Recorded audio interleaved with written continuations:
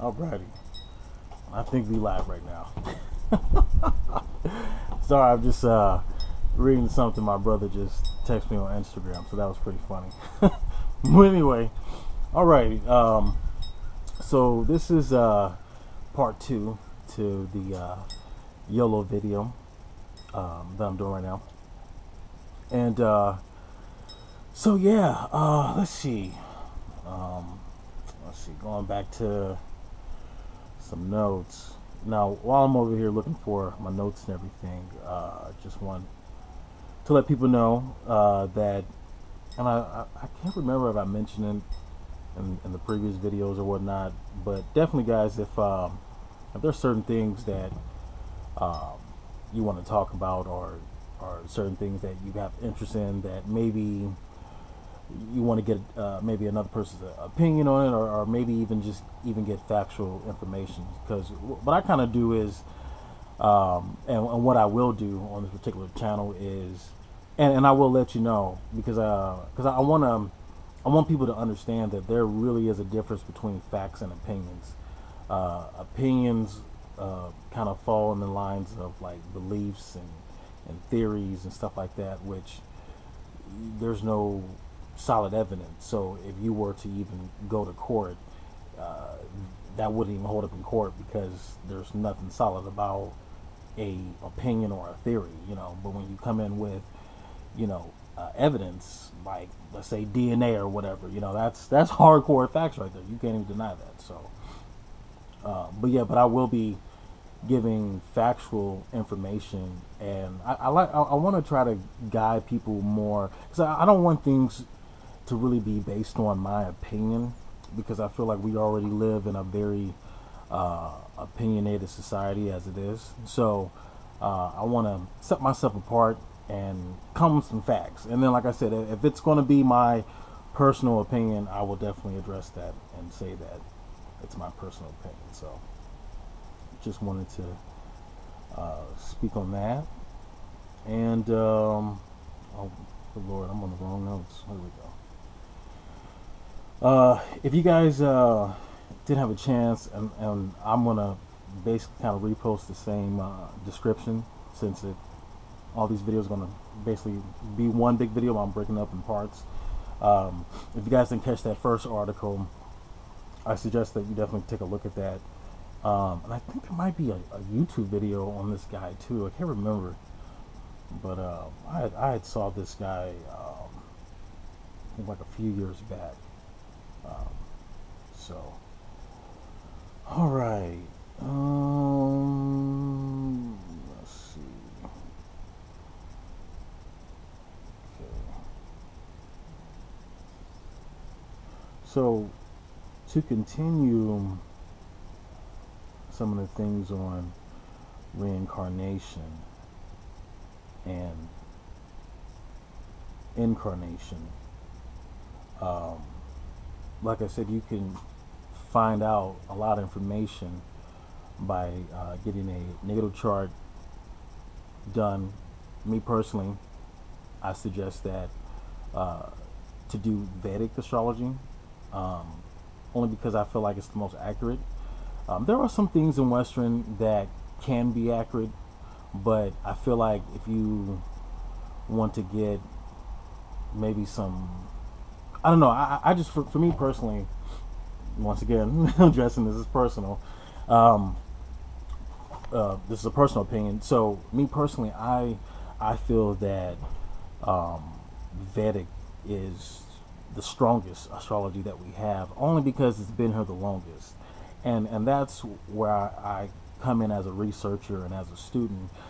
I want to go to the strongest source and build upon that, because once you understand like a stronger source, then if another new source pops up and arrives, then you have like a foundation that you can build upon. Because truth be told, like what you'll end up finding out, if you really start to dive deep into it, is that really Vedic astrology complements Western astrology a lot too. Placements are different and things like that. Sometimes, depending on where your birthday falls, you may fall back a sign. But for me, I'm pretty much uh, Taurus slash Aries on both Vedic and Western. So I guess it depends. I don't know. I think for us, for those of us that are cusp babies, those of us that are on the cusp, and what that is a person that's in between two different signs. So if you're on a cusp, um, then I think for us, I don't obviously really doesn't matter because we already kind of come in with this dual energy anyway. So, which I might have to do an astrology video. I don't want to get too caught up in astrology information, so to speak. And this is more about the soul and stuff. So, but anyway, so what's interesting about a natal chart when it comes to understanding karma, um, there are things that as an individual you will learn a lot by understanding karmic energy that you come into when you incarnate or reincarnate here on earth and stuff. Um, so that's totally different from horoscopes, and I want to kind of touch on that. There's no way you can find out anything about yourself by a horoscope, even though yeah, you'll have a day where you're like, wow, I read this horoscope and it's on point. Well, yeah, it's on point because it only focuses on people in a general sense. It doesn't really narrow down the individual because, like for instance, like there's stuff about uh, Tauruses that I don't even portray that kind of energy when it comes to like a Taurus per se. Like there's things as a Taurus I'm like, maybe I used to do that, but I don't anymore. And that's how and that's another great way of understanding too that you're growing as an individual. Your soul is growing because even though you're in a particular sign, there may be things that you may not relate with anymore because you have matured as a person. So I just want to make it clear that don't stay when you do dive into this information, or if you already have, never stay so stuck on your zodiac sign because there's a lot of things that I feel needs to be updated when it comes to astrology because there's more information that astrologers need to update informational wise in regards to telling the story on what the stars is speaking on. And personally, I feel that if we go back to advanced civilization information that has been told, I think that would help us out a lot with even getting even more accurate. I feel like astrology can be even more accurate if we start to dive into some deeper ancient knowledge that may not have been taught by a guru astrologer or whatnot. So, but yeah. So saying that, I mentioned something at the end of the video. I know you guys are probably like, is he going to talk about what does he mean by Earth being the hereafter? So yes, I'm going to talk about how Earth is the hereafter. There's been some writings in Egypt that speak on reincarnation and speak on how, when you want to know what happens after, after you quote unquote die, because you'll learn and realize that you don't really die. The body may die off if you choose not to, advance it, but you as a individual, you never die. You just reincarnate or you recycle, so to speak. But we're in a time period where reincarnation cycle is about to be cut off. But I think I'll dive into that on the third video. So I'm probably going to do part 3. Yeah, I think I'm going to save that for part 3 in regards to how we can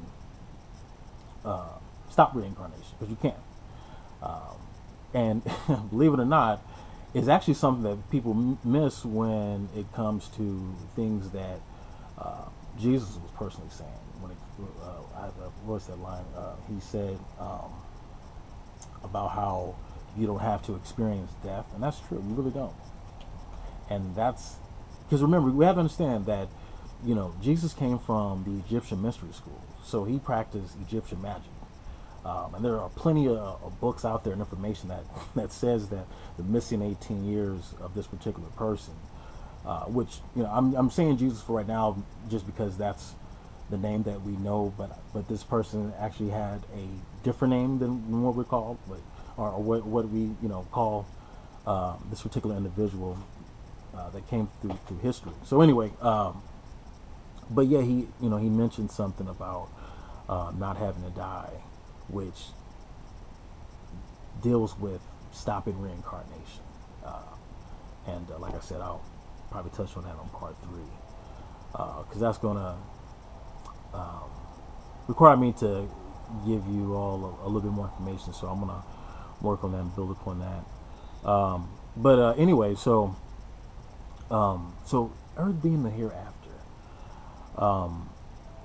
When okay, let's start at this point, because I know there's probably some people are going to ask, because I do talk about the Anunnaki, and how is it that we even had got caught up in a reincarnation cycle. So I'm going to explain that, because it wasn't like that until we have entered the age of Pisces, which this age is known as the Dark Age, which has been over 3,000 plus years.